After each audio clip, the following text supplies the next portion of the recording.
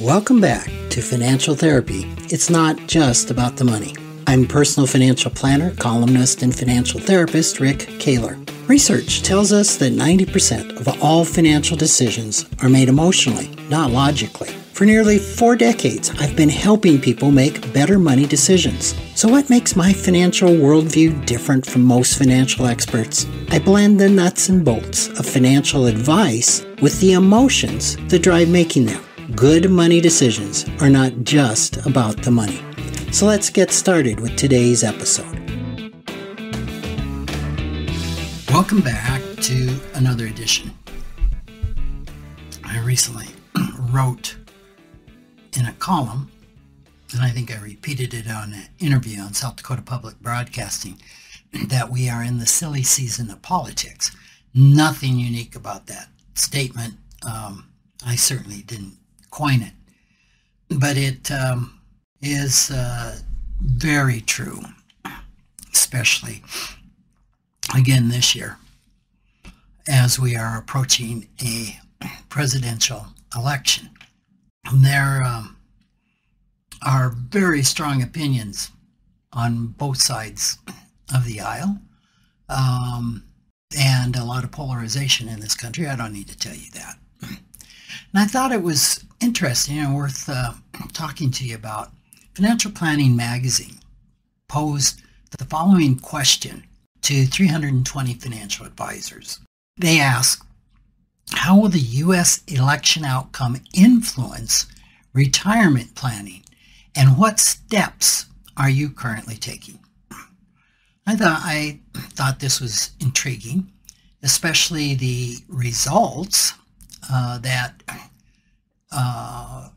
the responses, which revealed that a stunning 9 out of 10 advisors, financial advisors, anticipated a lasting negative impact on their clients' portfolios as the result of the coming election. And some of these advisors were advising clients to divest from equities and increase cash positions in anticipation of the election. In fact, one expressed concern that with the equity markets near all-time highs, the uncertainty surrounding our future president is a significant factor. Well, I think all of us would agree this survey perfectly frames the dramatic election climate that we're in 2024. Yet stunningly, this article ran on September 13th of 2016, almost 8 years ago. At that time, it seemed inevitable that Hillary Clinton would be the next president, much to the dismay of Trump supporters, and especially those Trump supporters who bailed out of the market, assuming she would win. I remember that time. In fact, I had a number of bets. I kind of enjoy betting, not compulsive gambling as such, but the competitive part of me enjoys a good bet. And I had a number of bets with clients, especially those who were strong Trump supporters, that Hillary Clinton would win. I didn't think there was any way that he would be elected, which was pretty surprising given the fact at that time I'd been a fiscally conservative person. Well, I lost a lot of bets. And I did have clients that bailed out of the market in anticipation that Hillary Clinton would win. Well, instead, Trump won, and we kind of went through the same thing again in 2020. The polls prior to the election indicated Biden would win, which he did. And again, some Trump supporters bailed out of the markets to the detriment of their financial well-being. So it's interesting when we go into the research of political events, especially presidential elections, that oftentimes the market doesn't care, certainly long term. And often what happens short term is equally surprising. And basically the majority of advisors responding to that 2016 survey, when the thought was that Hillary Clinton would win, were doing nothing different than their clients. And often the message to the brain, whether it's a client's brain or even a financial advisor's brain, is when things look rocky, let's bail out. So many advisors, and I knew several of them, took their clients out of the market. Well, this was not good news for their clients because the markets moved upward sharply. And I will contend, and I have often contended, that one of the biggest values, and the research even bears this out, one of the biggest values of having a financial planner is keeping you in the markets during downturns. So those advisors whose own political anxiety and fear led them to convince their clients to bail out failed those clients in a big way.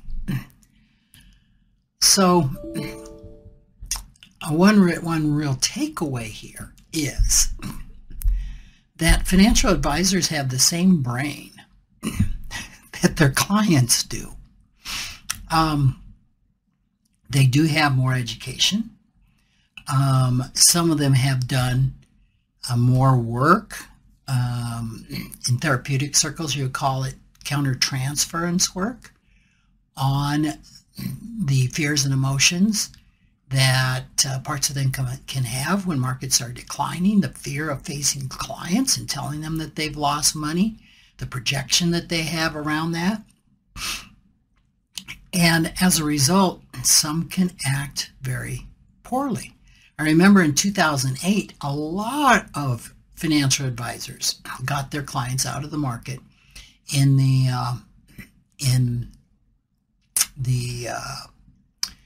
late fall to early winter 2008, 2009, during that period of time, which was really near the market bottom, and did their clients great harm. And I remember a prominent newsletter writer to the financial planning profession saying, you know, we're going to have to rethink everything around what we thought was true here. We may need, in so many words, he was saying, we may need to start timing the market, giving into all of the emotions and acting out on fear and anxiety, rather than acknowledging and dealing with those emotions and then following the research, following the path that was laid out before the markets crashed. In other words, during a calm time for your internal financial system, when you're looking at logic, you're looking at reason, everything is calm within, and you decide on a course of action, a certain portfolio. You look at the standard deviations, that's the market volatility that can happen. Your head nods, yes, I understand. And when markets decline and that anxiety and fear gets triggered in those parts of us, it's so important to acknowledge the fear and the anxiety. It's important not to try and resist it or cover it up. It's important to acknowledge it and then turn back to what was decided on in a time of calmer emotional waters. So I think this is important to understand, but kind of back a little bit to my topic is that the more strongly that people buy into the rhetoric of their political parties, the more difficult it is to be pragmatic about our investments. And this is really, really important to grasp. I've witnessed this play out every 4 years when we elect a president. And I'm no longer a spring chicken. I have a number of presidential elections under my belt. In every one of them, I've had clients wanting to get out of the market because they were absolutely confident of what was going to happen in the marketplace and who was going to get elected. And I can tell you that not one of those clients that ever acted on that gained. It always seemed to be a surprise, and it always seemed to go against what they thought would happen. I mean, to the point that they would get out, the president that they feared was elected, and the markets went up. So this is something really important to embody, to look at while we are in more pragmatic or more logical states, when those parts of us are up in thinking. It's important to hear this research. So if this has been going on within you, a fear of who's going to win the election, we've been through a period of time where in a month it looked like the candidate who was going to run away with the election, which was Donald Trump, within 30 days the tables were flipped, and his the opposing candidate, Harris, was now ahead almost an equal amount in the polls, at least in the battleground states. And I can hear it coming, of the fear and the anxiety that's going to unfold. It doesn't matter which of these candidates win. The fear and anxiety and projection of what that means for the U.S. and what that means for markets is equal on both sides. So as you probably can guess, as a financial planner and a financial therapist in 2016 and in 2020, I encouraged everyone, regardless of their political affiliation, to stay the course, to not do anything. Now, certainly, I have my biases. Certainly, I thought I had an idea who was going to win. Certainly in 2016, I did. And I knew it was important for me not to act on those biases. So the chances are good that during the 4 years of the next president, that the stock markets will tend to go up. They will tend to be higher than when they took over. in the office. And the research would indicate that whether there's a Republican or a Democratic sweep of the presidency and Congress, that the markets will tend to go up. And of course, if you're a Democrat and you think of a Republican sweep, you tremble with fear. How can that possibly happen? And the same thing is if you're a Republican and the Democrats sweep, there can be a lot of fear about that. Polls tell us that 42% of Americans are in the middle. They're not heavily Democratic. They're not heavily Republican. They can tend to swing one way or another, but they're more in this middle ground. And so I would hope that 42% of Americans may be more pragmatic in how they approach the markets. I'm not sure that that's true.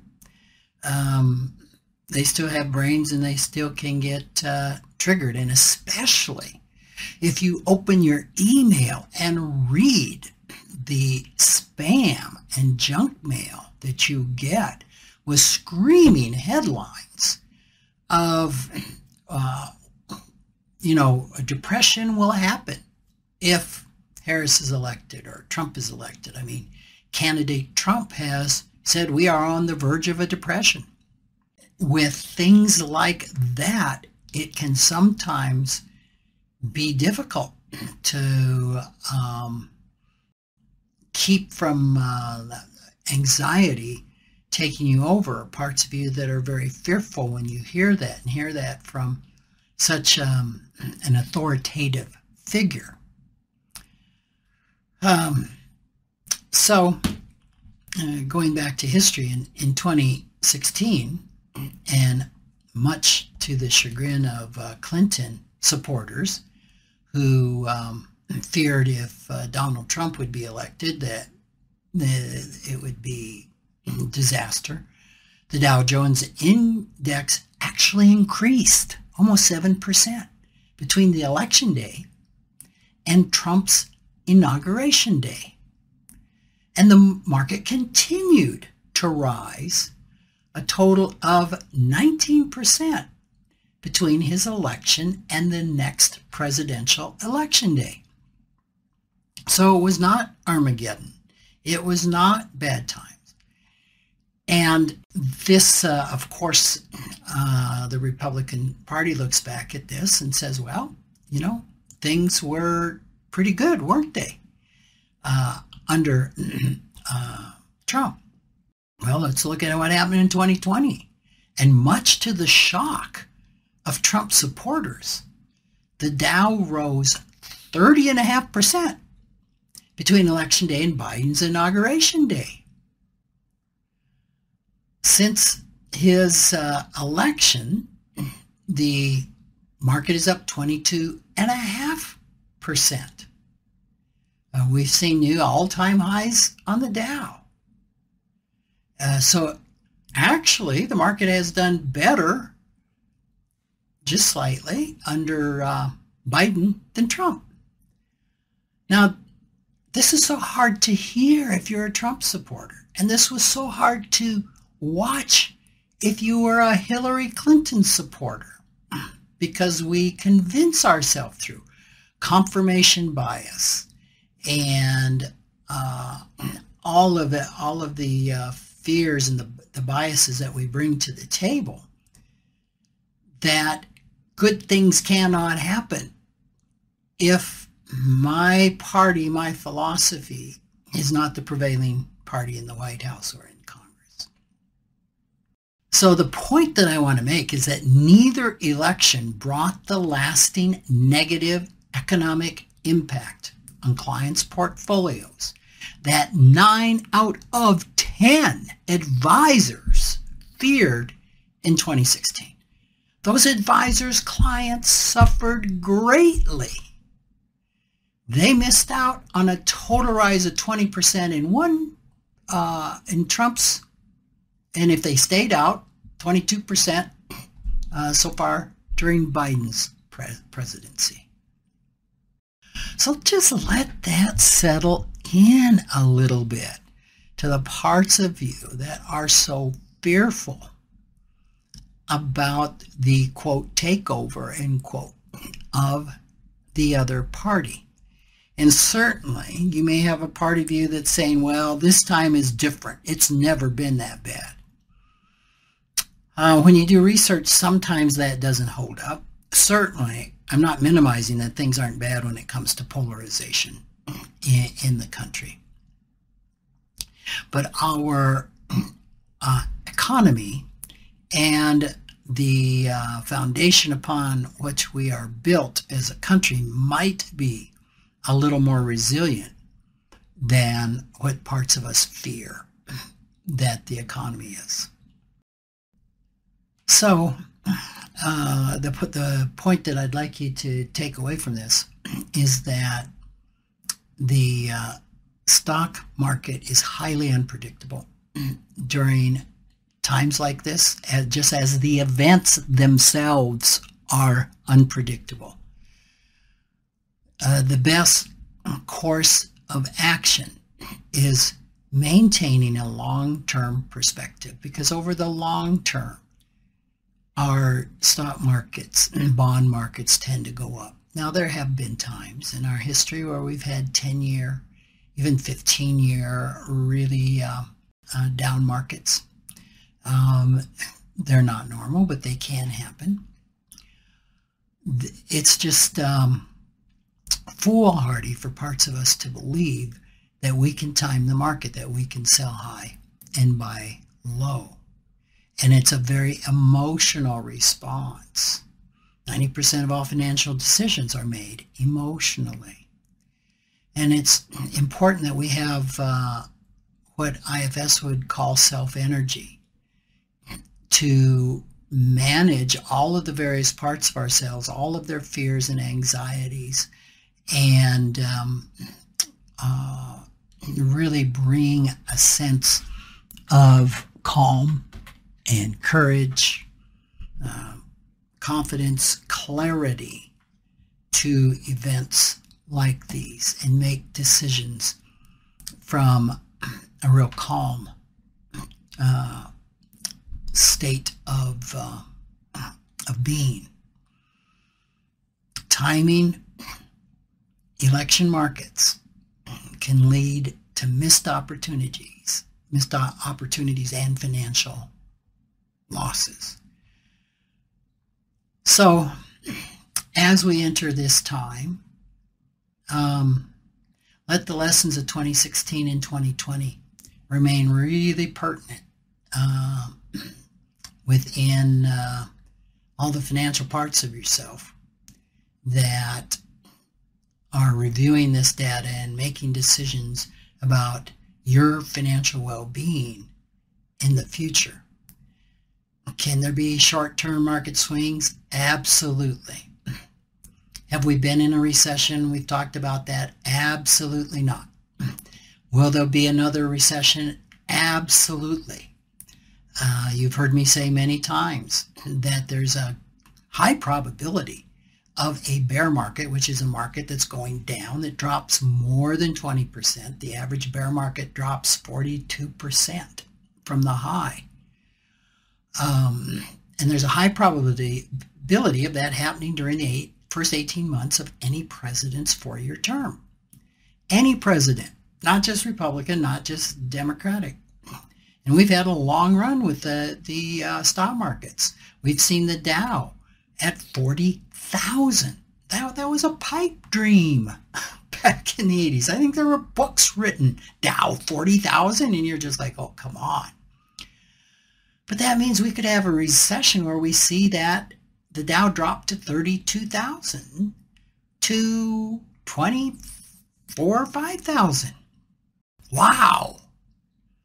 And it's normal. It's not a time to panic, and we need to work with that and work with those emotions that will get so triggered during that time and wonder, is it time to get out and try to salvage something? Of course, the opposite action is almost always the action to take, which is if you're not invested or you have some money put it in and certainly keep putting in new money during that time. So I hope this is helpful. Like I said, I say this every 4 years. The best way to election-proof your portfolio is to leave it alone. So thanks for listening, and I just want to remind you, if you have questions, please reach out to me at rick@rickkahler.com. I do have an article that I write every week that can be found at kahlerfinancial.com, clicking on blog, or advancedwellbeing.com. I think also clicking on the blog. Those are two different articles that come out. The one from Kahler Financial tends to be a little more financial in nature. And typically with these podcasts, I will often take, as I did today, an article that I've written. Again, I write an article every week. It goes out on a distribution list. It's in 4 or 5 newspapers and several virtual publications online. And I try to expand that column because I have a lot more than 600 words on the podcast, and bring in the emotional component of that column of what's going on behind the scenes within ourselves. So, and again, if you need more information on IFS Informed Financial Therapy, you can find that at advanced-wellbeing.com. So, again, thank you for listening. I look forward to hearing your feedback. So, take care. Talk to you next week. Thanks for joining me, Rick Kahler, for another episode of Financial Therapy. It's not just about the money. This is where I combine the nuts and bolts of financial advice with the emotions that drive making them. Remember, every financial behavior, whether it appears illogical to you or others, makes perfect sense when we understand the underlying beliefs, feelings, and thoughts. Sign up for my weekly blog at financialawakenings.com. I hope you'll join me again for our next episode.